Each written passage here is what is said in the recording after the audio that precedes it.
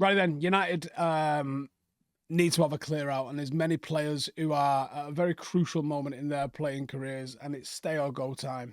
I think we've already been alerted to the fact that Marcus Rashford is going to be one of those that are going. He will not be on his own, and he shouldn't be on his own. Amorim has been experimenting with his squad. He's very much in pre-season mode, it feels like, looking at these options. Team selection is changing every single game, and I think his ideas are beginning to take shape. New Gaffer has got some monumental decisions to make, and that's why I think he's been going through the motions and putting the team out and figuring it out, checking out what players can do. Is he suitable to it? Do I like his attitude? Can I work with him? Can I change him? Can I improve him? All of those sorts of things he's going to be thinking about. And then he has to go and sit down with the likes of Wilcox and Barada and all them guys. And he has to say, right, these ones I can work with. These ones I could do with improving. These lot need to go. And these are the players that I need to bring in. But obviously he's got to figure out which ones he needs to get gone, because PSR and FFP is knocking on our door. We can't even peep out the curtains without it being standing there in our driveway looking at us. So there is going to be a massive clear out. Let's have a look who we think. Onana, always in question, right? Prone to the occasional blunder, but second in the most for clean sheets. No, not Onana. Onana sticks around. Lisandro Martinez. I have seen some shots fired at Lisandro Martinez, and some people trying to tell me that Jared Branthwaite in a back three would be a better option for Manchester United in that position. We're leaving them in 2024. I'm not taking that sort of idiocy into 2025 with me. His channel defending, I wouldn't say is a strong point of his game, but everything else that he does is absolutely crucial to how United set up, and also how United step out with him. You know, I don't know whether he might suit playing as a central centre-back a little bit more, but Martinez is such a good player, and he's such a good conductor with the ball. I mean, just look at the assists. I'm not even talking about assists, but he does go from back to front quite frequently. No. Martinez sticks around. He's not getting part of the clear out. Matthias de Ligt, solid start to life at Manchester United. I think he's actually been overlooked by a lot of people with just how solid he has started. Physical, aggressive, composed, plays with a bit of unlimited passion, still pretty young. Didn't really put too much of a foot wrong even under Ten Hag. I like him. He's going nowhere. Lenny Euro. Barely stepped foot in the door. Ten Hag never even got a chance to use him. Injury was unfortunate timing. Time for him to kick on. No, he's not going to be part of any clear out whatsoever. Obviously appreciated by the manager. He's sticking around. Malacia. Now here's one that might end up going, but I think that his status and his wages and his injury situation probably means that even if United sign a first choice, Malacia probably would work as a backup. He's got to prove he can stay fit, and he's got to prove he can adapt to playing left wing back. Obviously, he's a Ten Hag system player, but because of his status, his relative low wage, the relative low expectation of him, if you signed a first choice flyer as, you know, a more offensive left wing back, having Malacia as a backup, not too much of an issue. Probably not going to be part of a clear out. Certainly not January or summer, I wouldn't have thought, unless a big offer comes in for him, and I don't know how that would happen. Mazraoui, he's not going anywhere, right? He's not going to... Oh, we're fighting. So make your mind up, right? Mazraoui has been absolutely sensational. Of all the signings in the summer, Mazraoui's the best. He hasn't put a foot wrong. He's just absolutely class. His reputation is building at United, and I fucking love him. He's going nowhere. Luke Shaw. Injury after injury, letdown after letdown, shite decision-making to go and play for England over the summer and not feature for Manchester United. Get fit, get injured again, get fit, get injured again. 29, no spring chicken. Fuck him off, right? It's time to move on. Done. Get rid. Diallo. I think when you're looking at a cultural reset, and you're trying to fix things that have gone west at the club in the past, Diallo doesn't fit the kind of bill of someone you want to get rid of. He absolutely gets it. He absolutely plays with his heart on his sleeve. He fucking tries. And he's not horrendous. He is in poor form. I don't know if he understands or suits the current system. I think he's one that you have to give a little bit of time to because he's still pretty young himself, only 25. Certainly be in no rush to get rid of him because I think he is a decent character. If he can, I think he's weird because I actually thought he would really suit this system and he just hasn't suited the system. Maybe a little bit of time, he might get to grips with it. Right now it doesn't look good for him, but I don't think you would be in a rush to get rid of him. I think that's crazy. Casemiro. Amorim seems to have quietly nudged him to the periphery at the moment. He still features, and he's looked okay, actually, but nowhere near as important as he appeared to be under Erik ten Hag. I think he's still a massive part of the on-field operations this season. 20 appearances suggest that that's the case. But I don't know if I expect Casemiro to be here next season. I think move him on while he still looks half decent. I think is probably the move. He's a big voice in the dressing room. I just don't know if there's much value in keeping him beyond the end of this season. Mainu. I'm seeing a lot of people worried about Mainu. He hasn't hit the level he hit last season. I think that would be fair. I also don't think the team has hit the level that it hit last season. Is he match sharp? Maybe that's one thing. Maybe he doesn't fully understand the role and the position that's being asked of him. He hasn't played a lot under Amorim. I think Ugarte and Mainu could just need a little bit of time to develop.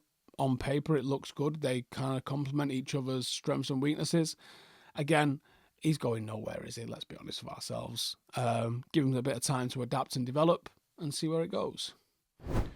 Bruno, obviously the club captain. A lot of people seem really, really intent on just hammering Bruno all the time. Now, what's the best ability? Availability. He plays every game. His resilience is phenomenal. He gives a fuck. Now, is there a rashness and an immaturity to his play? Yeah, there is, yeah. But we are worse without him. Make no mistake. We are worse without him.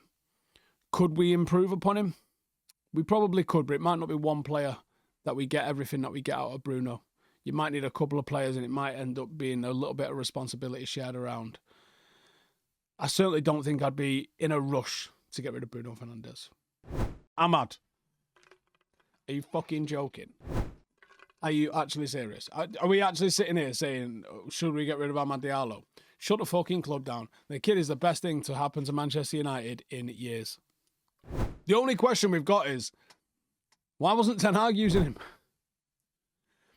Every time he's been called upon, he's delivered. In the big games, he delivers. In the small games, he delivers. He's consistent. He's intelligent. He's aggressive. He gets involved in it. Like, what is there not to fucking love about him? Where do you want me to play? Right wing back? Sound. Where do you want me to play? Number 10? Sound. I'll play up front if you want. And I'll do a fucking good job up there as well. He's absolutely class.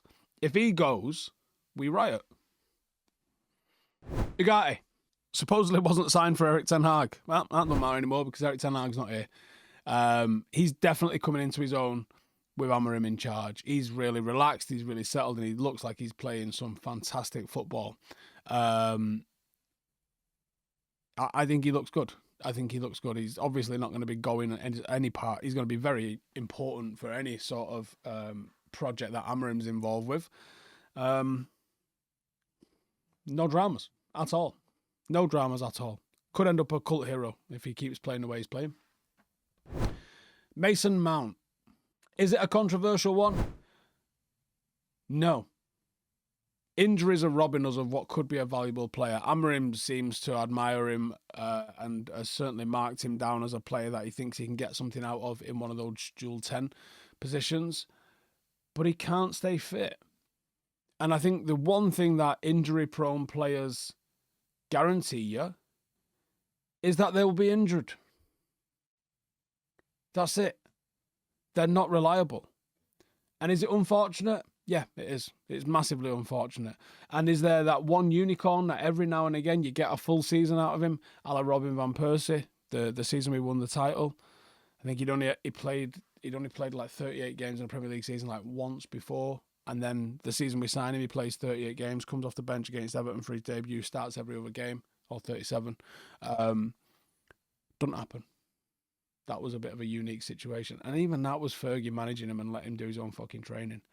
Like, it just doesn't happen. Injury-prone players are injury-prone players. If you can replace them, you replace them. If you can't, you're stuck with them, aren't you? Mason Mount, it's going to go down as a bad transfer for United, which is a shame because I think there is a lot to like about him. Do you get rid of him? Well, this might be a bit controversial. I'm going to say no. And why am I saying no? Because actually, he's not as bad as Luke Shaw. I don't think. I think he's still got uses. And I don't think you get any level of value for him if you try to sell him. So I'd persist with him at least a little bit longer. I mean, he's been here, 18 months? You can't compare that to Luke Shaw, can you? At all. Højlund. Amorim seems to be getting a bit of a tune out of him. He's looking in better shape. He seems like he's the first choice number 9. Still young at 21. Loads of time to develop. Going nowhere as part of any sort of cultural reset. Garnacho. This one's going to split you. Obviously, there's rumours of leaks. I think that's probably more family members than himself. I do question some of his decision making. Young kid on social media, needs better advisors around him and tell him what to fucking do. I think he's a bit hot-headed. I feel like he feels he's a lot better than he actually is. I think that's a lot of players. Seeing some people comparing him to Dan James, seeing some people comparing him to Januzaj, probably quite valid, to be honest. There's a lot he needs to add to his game. He's got a decent number of goals and assists. He's probably like our most productive forward in terms of numbers. Certainly in the mix for that this season, at least, anyway. But there is a lot that he has to improve in his game and develop in his game. Do I get rid of him? No, probably not. Academy player, hasn't cost us anything to be here. Probably isn't on mad wages. If he can knuckle down and focus on his football, there's probably a real good sort of rotation level player in there. I don't think he's going to hit the heights that we've seen with Ahmad. But if he can keep just notching up numbers like he has done, even if he's not quite putting in the level of performance of an Ahmad maybe, quite as pleasing on the eye, sometimes you get players that you just go, I don't get him. Like you go, these players are obviously more technically gifted, skillful, understand the game loads better than this guy. But this guy just seems to always get a goal. What's more valuable? Big decision, isn't it? So no, I probably wouldn't get rid of him. But I would absolutely need to see like some attitude adjustment from him. Xerxes. Xerxes is a weird player, man. Seems like he's getting his role, comes off the bench, shows things up, provides a little bit of link play. Certainly isn't a typical Ruben Amorim player, or certainly not what we've seen from Ruben Amorim in his managerial career so far. It's not typical for many sides, actually, in terms of the profile of what he does. I think if you have players that can run beyond him, could be an asset. Gets involved in link play a little bit too much, if anything. Don't need you to do it round here. You're getting in my way, Bruno's way. You know what I mean? Like, it's weird to be where you are. Want him to do that a bit further up the pitch. Maybe that's something that you can adapt to him. He obviously understands the game. He obviously understands lots. And is technically quite good. A little bit slow, maybe. And maybe that's being shown up because of the speed of the Premier League. But, seems like a decent attitude. He's different to what we've got. And sometimes different is good. Certainly wouldn't get rid. Rashford. On one hand, obviously a very hard decision to make. On the other hand, really not a decision to make. I've said it since summer. I think I would cash in on him. I don't have the confidence that he's going to return back to his best. He is a decreasing value asset. And I think you maybe the peak for selling him was obviously on the back of his big season, or maybe even in the summer. I think what you're getting now is even less than that. If a decent offer comes in, I'd absolutely sell him. Absolutely. Because I don't see an obvious place where he starts in this team. Anyway, that's my little look over the team. Obviously not talked about everyone there, likes of Johnny Evans, Lindelof, that sort of stuff, but you know, sometimes they don't really need to be decisions made on those. Hell of a lot of decisions to make for Amorim, though. Hopefully the club takes the sort of ruthless approach, which I get the vibe that they're going to be doing. How much of this do you think will change in January? Let me know in the comments. Otherwise, take it easy. I'm doing some behind-the-scenes shooting today, so if you want to get involved in having to see how that all goes, Patreon or YouTube membership, links for both of those are down below, or you can just hit join down there. Either way, take it easy, and welcome to all the new members. I'll see you in the next one. Laters. Hey, thank you for watching the video. If you are new around these parts, then don't forget to subscribe. My channel is proudly supported by my community on Patreon. If you'd like to get a little bit of extra content, a Discord group, meetups, five-a-side games, weekly podcasts, behind the scenes, and even an occasional bit of transfer news as and when I get it, then for the price of a pint, you can show your appreciation for the content that we make and get some goodies for doing so as well. Check the link in the description or click the button right here. You'll also find all of my socials here too if you want to follow me on any of those platforms. Nice one.